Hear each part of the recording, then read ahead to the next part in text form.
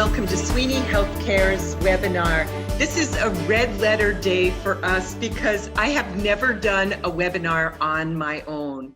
Every time I've done webinars, and I've done many, it's been sponsored by another organization where someone contacts you and they usually have something to sell and they're like, hey, would you deliver your content for a half an hour, an hour or so?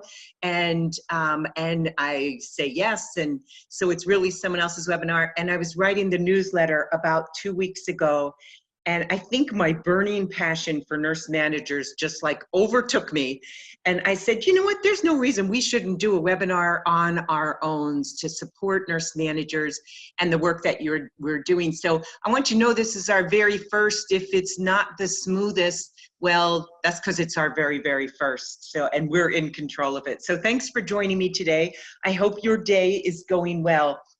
So for those of you who have never met me, here I am. This is a picture of me. So no one really looks like this. You're going to see in just a second that it is not so.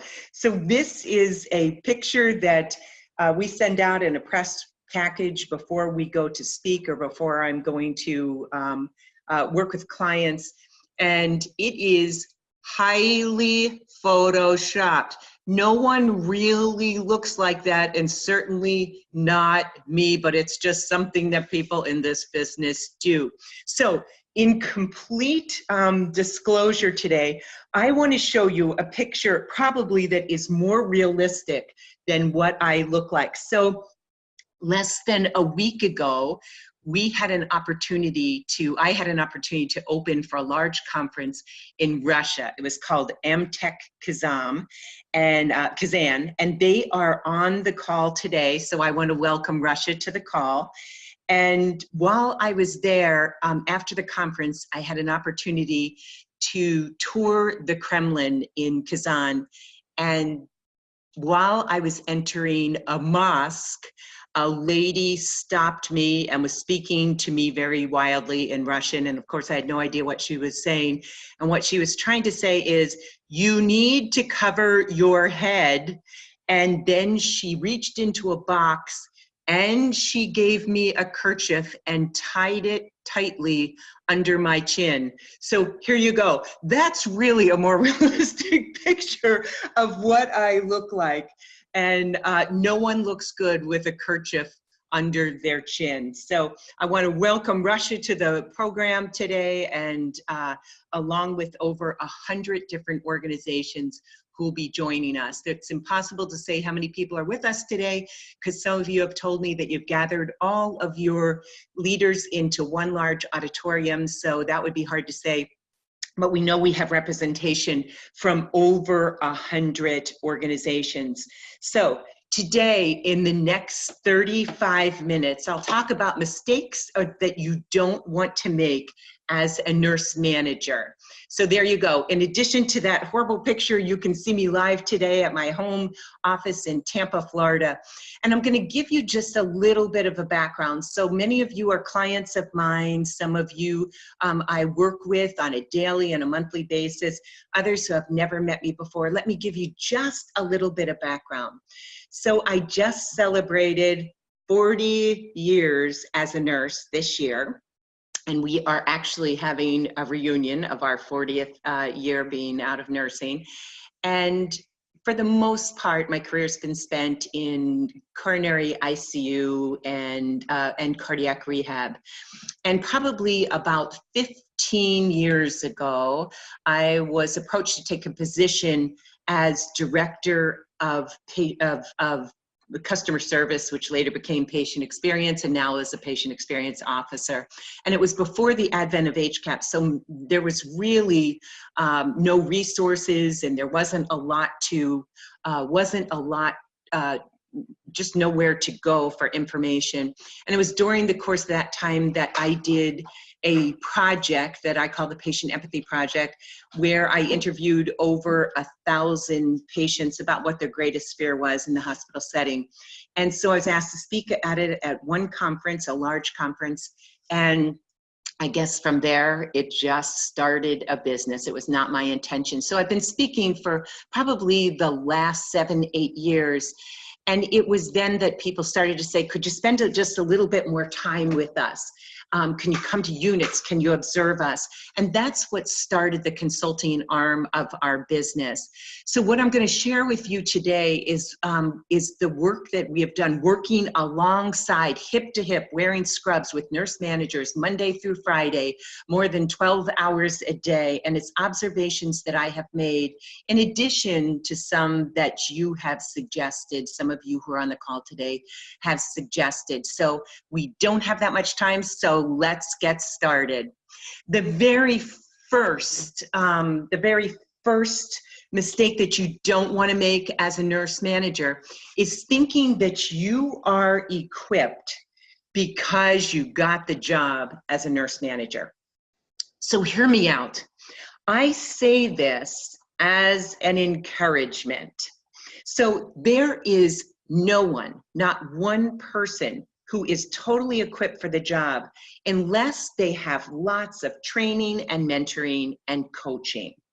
So I have said this in the past, and I will say it again, and I will argue anyone this into the ground, that I believe that currently to be a nurse manager in an acute care setting is the most difficult job in all of healthcare. No doubt about it. So the responsibilities of the nurse manager have changed drastically in the last 3 decades. So to be a manager back when I was a young manager, it was to maintain order, to just keep things running, to keep your floor running. And the biggest decision that we ever had to make was what day the potluck was going to be. And I am not kidding about that. So anymore, it has totally changed, and the job of a nurse manager consists of really complex, like right and left brain functions that require every skill, anywhere from clinical expertise to sales strategies, and you know that's true, to conflict management, to some project management, of which I have a master's certificate in. So some people go to school for that and actually sit for an exam, but you're expected to do it every single day.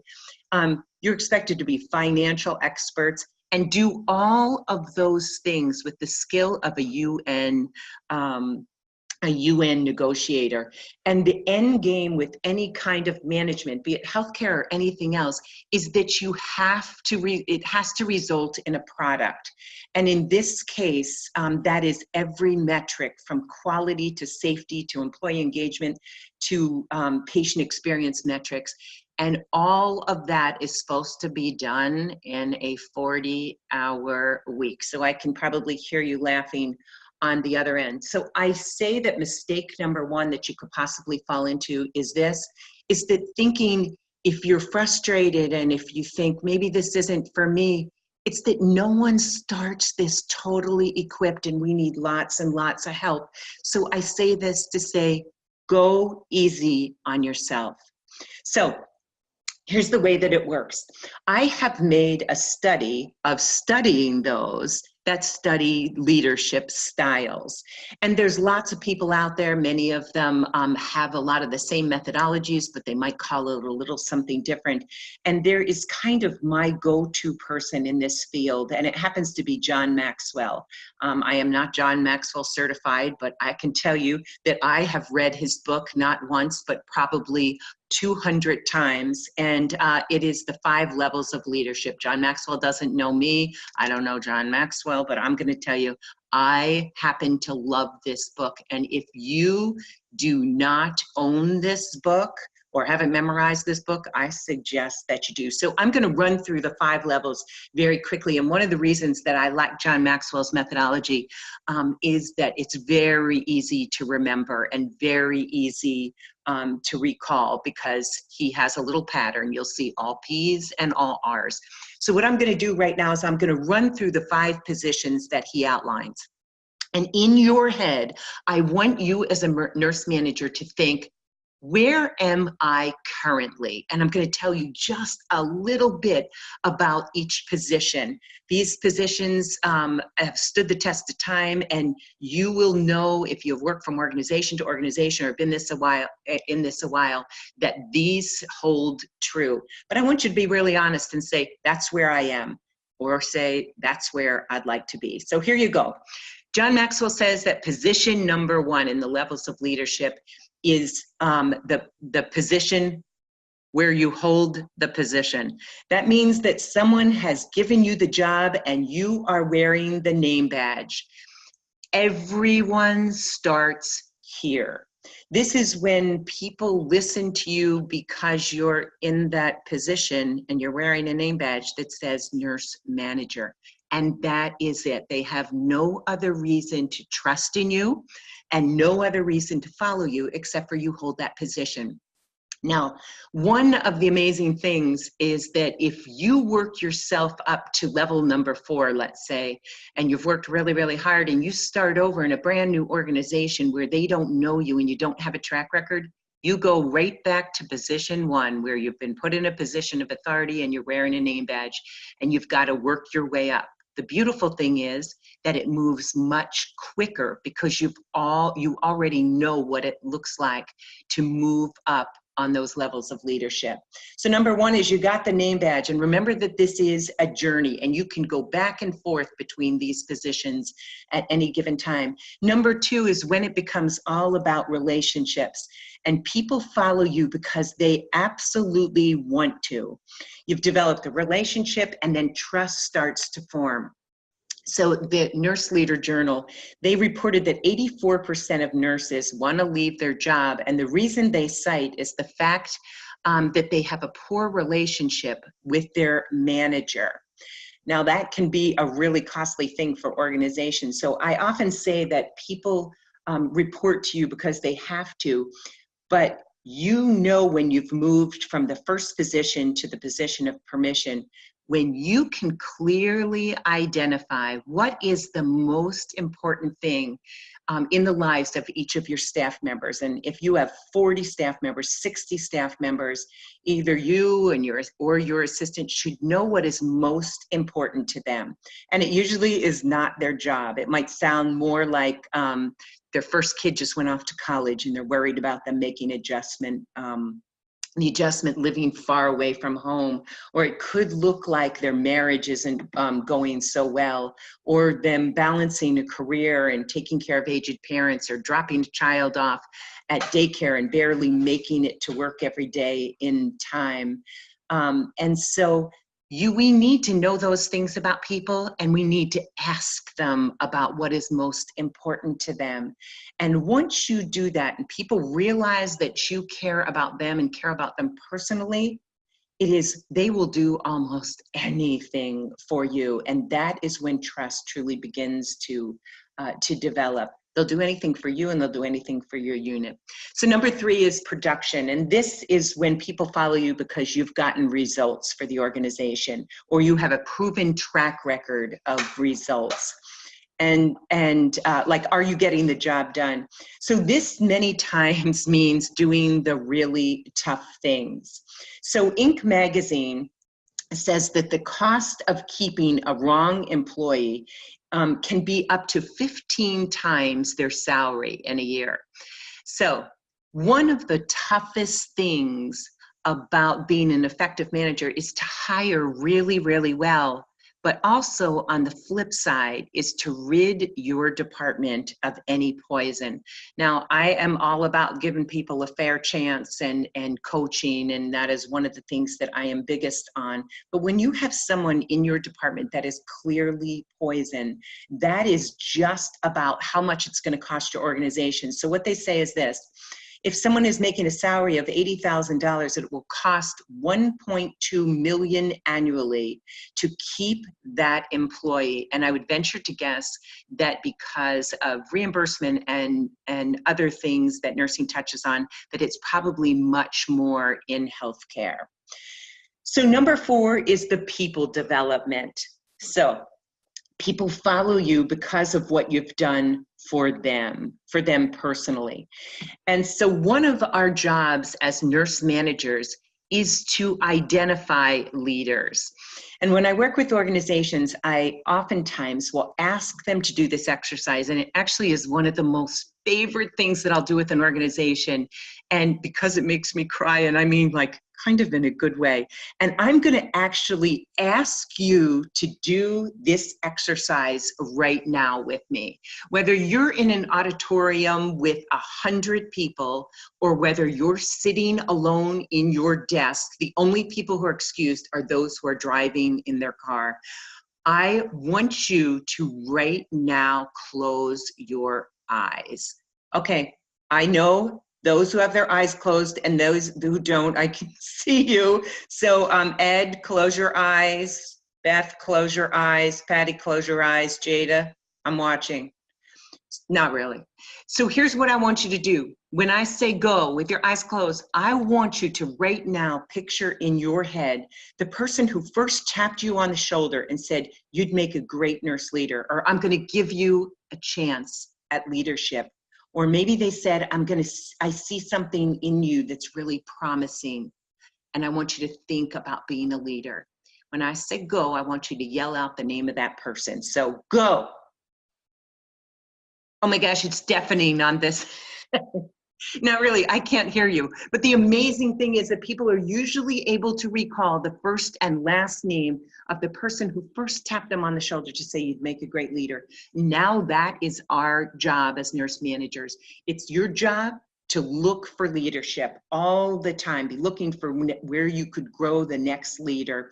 And you become a leader till you've grown a leader that's grown a leader. And the last one is Pinnacle, and I'm not going to spend a lot of time on that. That's all about respect. And these are the people, this is a level of leadership where usually wings of hospitals or hospitals themselves may be named after this person. These are the leaders that if you have a chance to work alongside or for one of these leaders just once in your lifetime, it is an incredible blessing and a gift. And I feel like I have had that at least 2 or 3 times in my very, very long career. People have taught me so much about leadership, and that I have had I just have had the opportunity to learn so much under them, people I respect so much. So here's my 2 recommendations for you. Get yourself a copy. It can be used. Go on Amazon, 5 Levels of Leadership by John Maxwell. And you can do either a self-study or you can organize one for your team of nurse leaders where you read a chapter every other week. And trust me, it's a really quick read, and determine your level of leadership and then set goals. The second thing I would recommend is this, that you identify someone who's leading really well, that you know, whether it's in healthcare or outside of healthcare, and ask them to mentor you. And I promise you that they will be honored. So I'm going to move on to number 2, and number 1 took the most time. It's the mistake of trying to make people happy.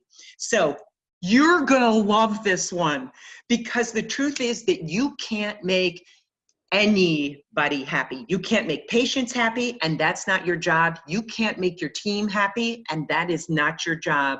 You can't make your husband, your wife, your kids happy, your neighbors happy. You can't make anyone happy, because happiness is something that people decide for themselves. And I think that many times we're caught up in this frenetic running around thinking that it's our job to make patients happy who are sometime in the lowest ebb of their lives, and we're expected to make them happy. It's not going to happen, so stop wasting energy there. But we do have an obligation to patients, and they are 3. We have an obligation to, number 1, allay their fears. That's a lot of the work that we do with organizations. Number 2 is to demystify the experience, to take all of the mystery out of this strange world that they've walked into that we call healthcare, where we feel totally comfortable, but it is totally foreign to them. And the third thing is to build trust with every encounter while delivering quality care. And every single patient, I have a friend named Chip Madera who's a speaker, and he does this so well.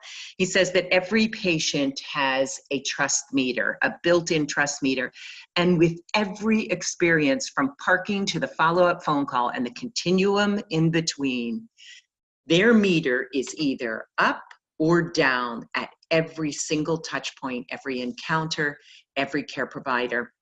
And hopefully when the experience is done, their meter will be more up than it is down. But that is what we owe every patient: allay their fears, demystify the experience, and to build trust as we deliver quality care.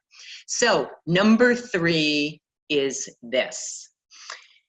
The mistake of spending time and energy being reactive. That's the state of perpetual reactiveness. And I don't even know if that's a word, but you know what it looks like. It's that putting out fires all day long. It's when the day controls you and it's running from crisis to crisis. So one of my clients who happens to be on the call today, so I will not name names, one time I was shadowing, this is now quite a few years ago, and at lunchtime, I was exhausted. I know they were exhausted. And I mentioned to the nurse manager or the director at the time, I said, I have witnessed everything but an actual putting out of a fire. And I kid you not, after lunch, they had an actual fire.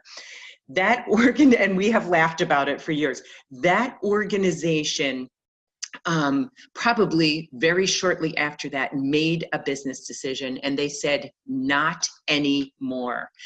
Right now, they are currently one of the best in all of the nation, and I would put them up against anyone. In fact, I often send people to watch them and watch them work and observe their process because they're so amazing, but it did not start out that way.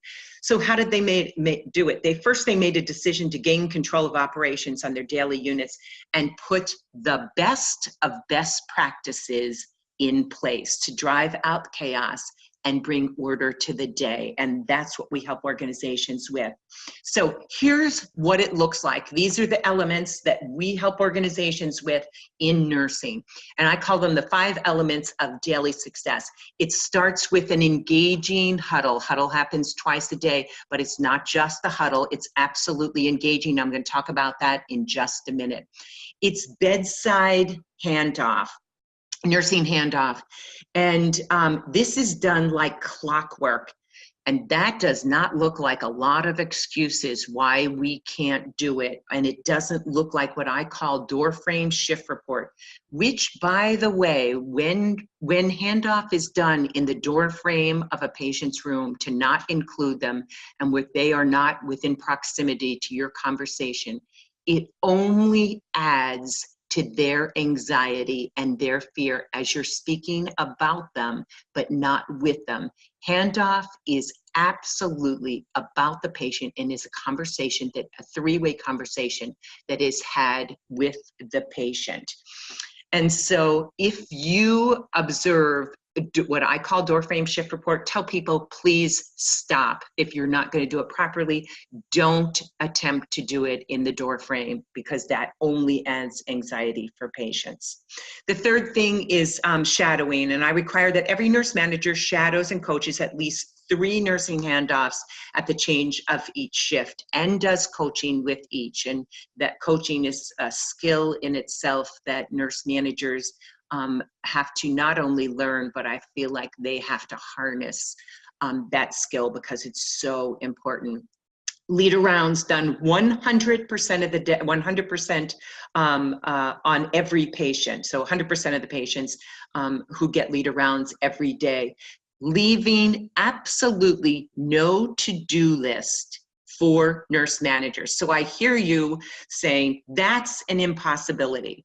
So I can tell you that we work with lots of organizations. You say, how do you do that? Here's part of the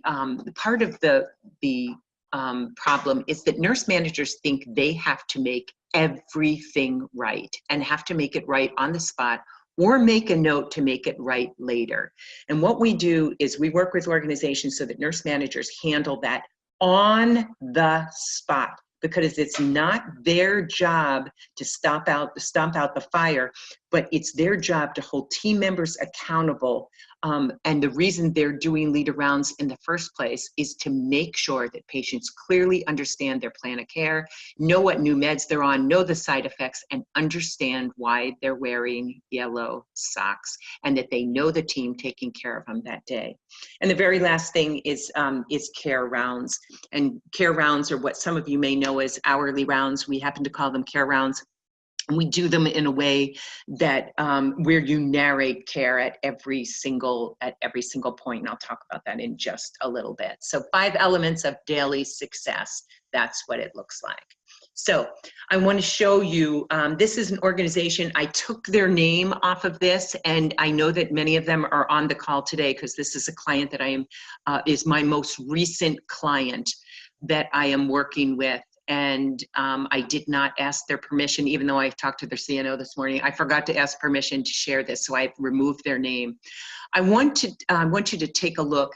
Where you see that red line drawn is where 1 month after we started to work with them, and their HCAP surveys have had washed out, let me say. And you can see by putting those 5 best practices in place, the best of the best practices, as I like to say, you can see that they have had a steady incline. Now, this is their inpatient overall. You can see that in the past year, they have had some incline, but you can see that this is consecutive. And you can see that they have never been at 83.1. What we do is this: we work with nursing and we track one question, and it's during this hospital stay, how often did nurses explain things in a way that you could understand? Because I believe that that question touches on pretty much every other domain that's out there. So you can see that when we began to work with that organization in June, that is what it looks like. And today they have just passed the 83rd percentile. This is November 1st. Their scores just came out this morning, and you know who you are. Congratulations. It is awesome. So here we go. Number 4. Number 4 is the mistake of underutilizing daily huddle and communication boards. So these are 2 of my favorite things. Organizations that we work with know that I love both of these tools. So notice that I said communication boards. I said communication boards and not whiteboards because what we call things matter. A whiteboard is way different than a communication board, and they happen to be the only constant in the care space. So let me show you what I mean by that. I'm going to show you a little graphic here. This is a bird's eye view of a patient's room. So there we are on the ceiling. We're looking down on the patient's room. You're going to see over on the wall is a communication board. We never call it a whiteboard. And the reason we call it communication board, it is like command central for the patient. In the course of a day, they say that an average of 52 people, as many as 52 people, can come in and out of a patient's room. But I will tell you that these are just a few of the constants. There is the physician, the patient, the family, maybe, the primary nurse, and then you. There you are as the nurse manager there smiling. Let me show you what happens during the course of the day. During the course of the day, a physician can leave the room. So notice how quickly she left the room, or he left the room. See that? There he goes 2 times. She goes 3 times. Okay, there you go. During the course of the day, not only the physician can leave the room, but also the bedside nurse comes in and out of the room. They're not always in the room. The nurse, there we go. That would be the nurse manager. No, who was that? I don't know. The bedside nurse. There you go, primary nurse. Then the nurse manager can certainly come in and out of the room. You're there to make rounds and you are gone. The family can leave the room. And then I often ask, do patients leave the room? Absolutely. There are times when patients leave the room, and the only constant in the entire picture is the communication board, and they are grossly underutilized. So what we do is teach organizations to use that communication board. Everything from introductions to side effects of medication are utilized on those communication boards. And my wish is that we would wear them out, so they would have to be replaced every couple years. So now with Huddle, people have Huddle or they don't. They'll say that they have Huddle, and I want to make sure that Huddle is something that every person wants to come to. So the organization that I am most recently working with, I was going to do a short presentation, a minute presentation during their huddle. And then it was the nurse, the unit managers, unit clerk's job to start huddle when she flashes the lights on the unit on and off at 7 a.m. And so I was getting my things together, ready to do a presentation. At 2 minutes to 7, she flashes the lights. And I say, "It's not 7 yet." And she said, "Well, I'm sorry, but I get anxious because I love Huddle so much." She said it's the best part of the day. And I think that's how I want every single person to feel about Huddle. And if Huddles aren't good and something that people get excited about, then that's on us as nurse managers. So here's what Huddle should look like. The very first thing that you should do is sincerely thank and congratulate the shift that is going off because they made it through the night or through the day, whether it's 7A or 7P. So thank them. And in some organizations that we work with, the day shift will most definitely clap for the night shift, and then same goes at 7P. Assign someone during the huddle to share number of days since the last fall, which should clearly be a number that is visible to every person right near a nurse's station. Everyone, right at the tip of their tongue, should be able to know number of days since the last fall and have them congratulate themselves, even if it's only 5 days. That means they're on the journey. What I do is encourage people to make the huddle interactive. Now, this only lasts 4 minutes, but to make it interactive would mean to have a team member who knows in advance to demonstrate what it looks like, say, to do an AccuCheck. So the one thing that we teach about is narrating care, which is something we're not very good about. We can talk during the night, outside the nurse's station, outside the patient's room, but we're not good at narrating care. And we do thousands upon thousands of things for patients during the course of their hospitalization, but don't always tell them what we're doing. So you ask 2 people, and nursing assistants or CNAs, and you ask 2 of them, one to demonstrate what it looks like to do, say, an AccuCheck where they check glucose, blood monitoring, and then you ask another one to narrate the care while they're doing it. So one is just doing the task and doing a fine job. The second one narrates care. Make it fun and use that time to your advantage. So number 5, and this is the last, the mistake of not looking at the big picture. So this is an interesting thing. This week, I called several nurses, ones that I have the utmost respect for. And what I asked them is this: what do you think is the thing that most nurse managers get caught up?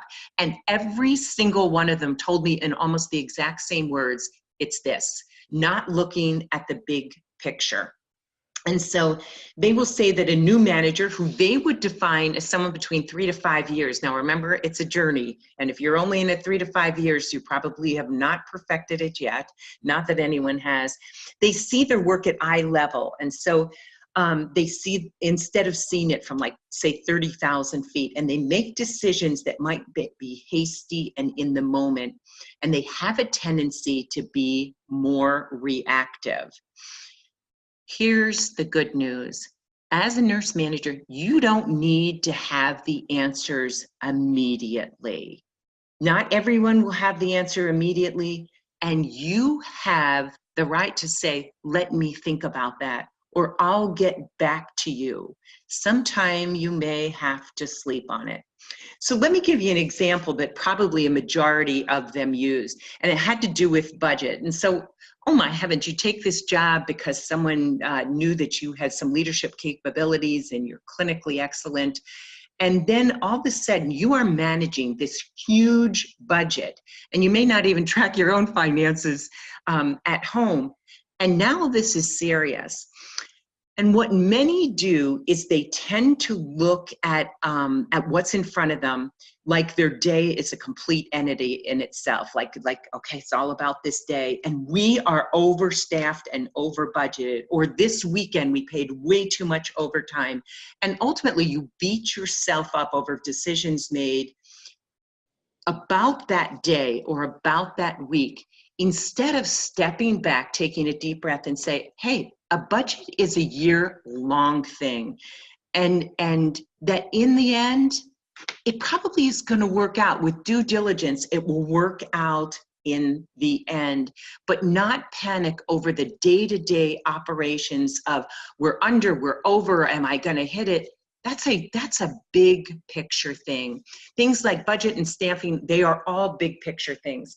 So this is something that I believe that happens in time. So very quickly, I can tell you that recently I talked to a nursing director, someone that I love, and it's where I used to work. And years ago, we were having, many years ago, like 10 probably, we were having trouble attracting pediatric subspecialists for a pediatric hospital because we lived in a Midwest city town that did not have an ocean or mountains or anything else. It was just really hard to attract pediatric subspecialists. And so while everyone was in the midst of those conversations, I got an idea, and it was big picture. And I thought, it's not going to solve things for today, but looking down the road, I believe that it could. And what I did was this. I started a medical school for kids between the ages of 15 and 18 years of age who had an interest in health careers. Those kids came during the summer, and we did charge them, so it made some money, but that was not really the purpose. And my thinking was this: if kids fell in love with healthcare, be it nursing or to be a physician, at their community hospital, chances are that they would go off, be trained, and come back to their first love. So this is an amazing thing. I don't have a lot of time to check back with if that program still exists or how they're doing. And yesterday, one of the nursing directors there said, hey, there was a PBS special. They did a segment on your mini medical school. So here's an amazing thing. She sent it to me, and it actually made me cry. There was no mention of me or that I started it, but someone has continued it because they see the vision. And the amazing thing is, I watched those kids who went through that medical school easily 10, 11 years ago when I was there. And now I watch them on Facebook having their white jacket ceremonies. I watched that years ago. And then I watched them graduate from their program. And now they're returning to their own communities. That is big picture stuff. So relax in the day-to-day and try to get that bigger picture. So there's a little link to it. All of this is available on our website if you would care to go to it. So now here's a little surprise to end for spending valuable time with me today, and probably your lunch that you didn't get. I want to give you a gift, and in an effort to develop strong, excellent leaders, we have a coaching program. It's called Nurse Leader Provision, and it's a 52-week coaching program that contains a print piece that I call a discovery on a topic around leadership. It is a journey that I take you on in a year, and a video. We're going to send that to every one of you because when you signed on, we got your link. We will send you the very first week.